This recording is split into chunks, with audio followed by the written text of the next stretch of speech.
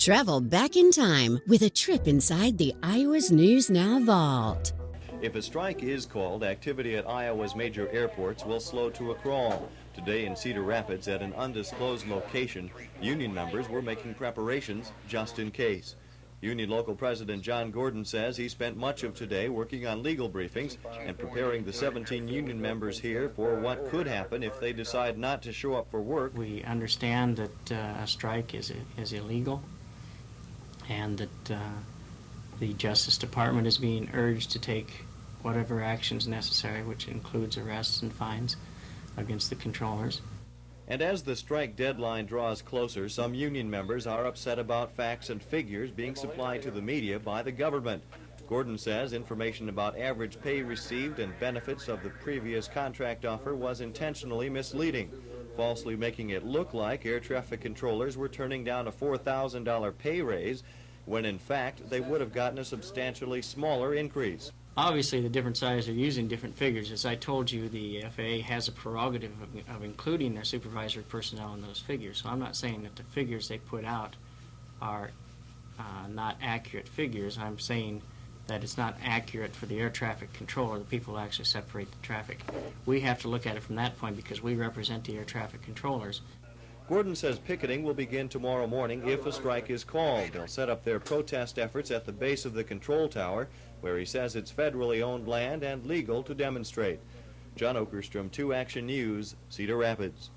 In Cedar Rapids, United was forced to cancel half its scheduled flights today, including Flight 819 bound for Denver. 55 passengers had to start looking for another way west. I'm angry. I'm really angry.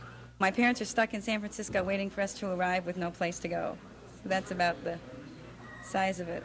Outside the terminal, striking air traffic controllers were walking a picket line.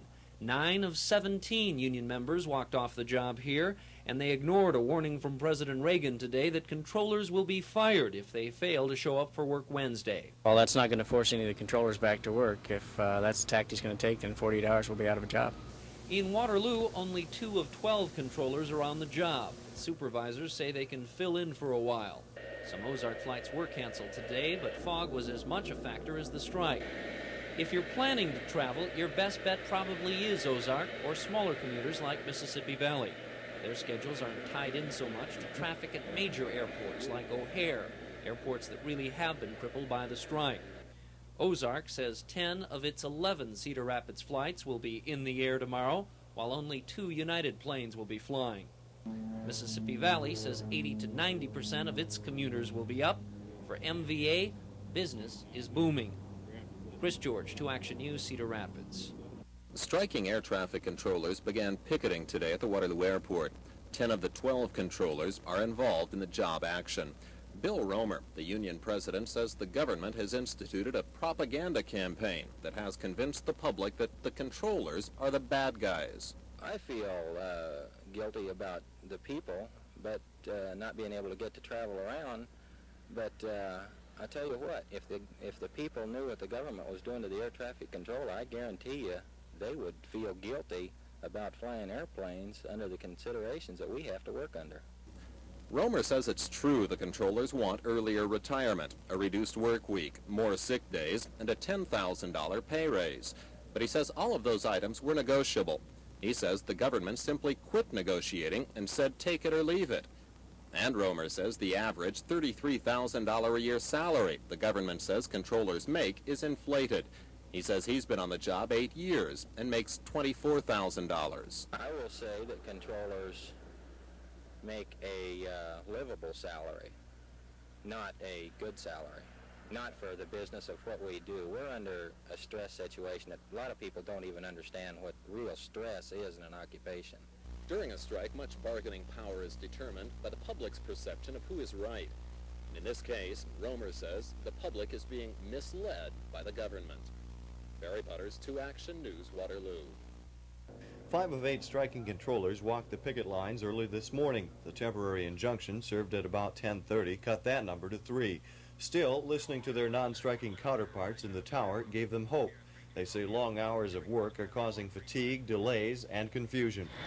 4,500, and I understand you want to approach the Iowa City. There will also be another aircraft there. 295, that's affirmative. While the restraining order is seen as a setback by some, striking Cedar Rapids controllers gained the support of a group called the United Labor Alliance. PATCO local president John Gordon characterized the situation as a fight for organized labor. Others agreed.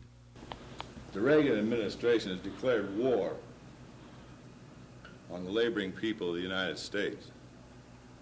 These people are in the forefront. They're the first ones. Now, who's going to be next? All in favor of supporting the motion of supporting air controllers in Cedar Rapids and nationwide, signify by saying aye. Aye. Opposed?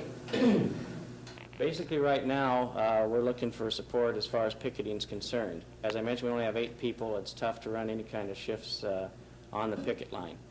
Gordon says he'll call on the Alliance and other labor organizations for help when he needs it. He'll be calling on the resources of 20,000 people. John Okerstrom, 2 Action News, Cedar Rapids.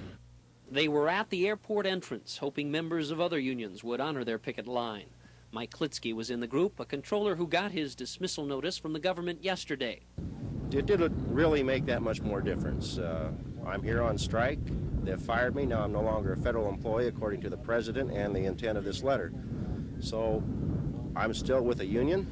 I'm still hoping to get my job back, and nothing has really changed. A total of 8 local controllers are on strike. 9 originally walked out last Monday, but the 9th man reported for work this afternoon in time to save his job. He said nothing as he walked inside the control tower.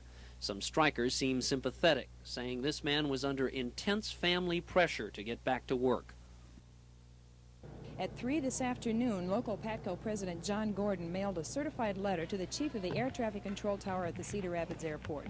In the letter, Gordon said he has reason to believe that traffic at the airport is not being handled in a safe manner. He demanded that the tower chief impound all tape recordings of radio conversations between controllers and pilots dating back to August 3rd. Gordon says the situation in the tower now is dangerous to air passengers because there aren't enough controllers working. He says since the strike began, controllers left on duty have been having to handle double loads of traffic. There is set up in the tower 2 radar scopes that normally during periods of moderate or greater traffic, there will be 2 controllers, one working on each scope, one with their own separate frequency.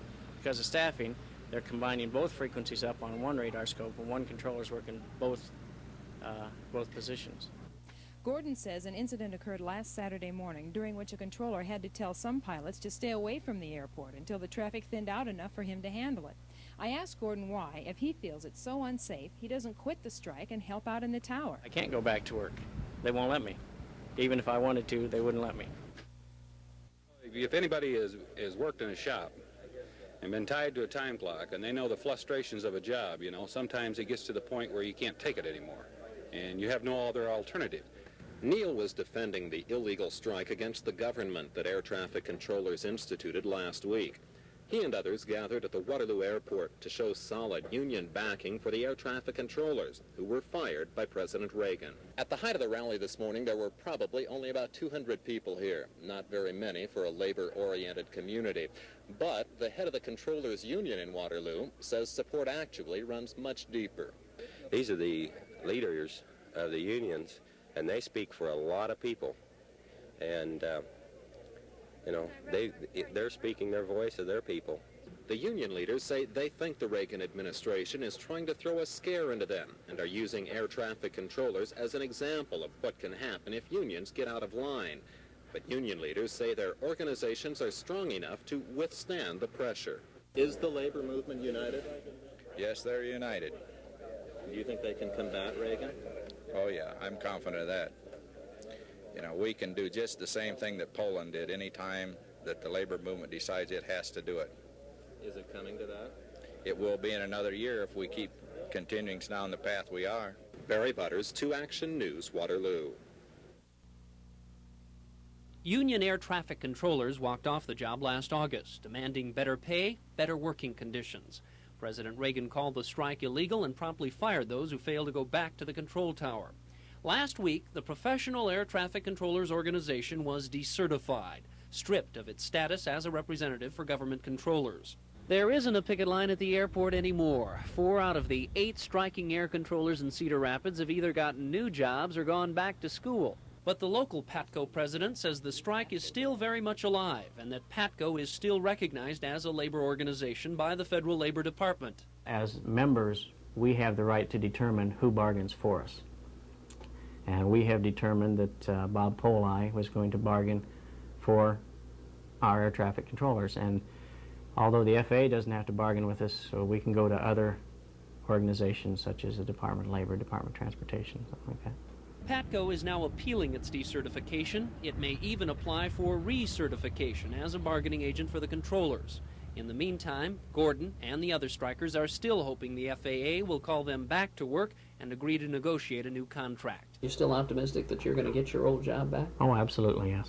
Chris George, 2 Action News, Cedar Rapids.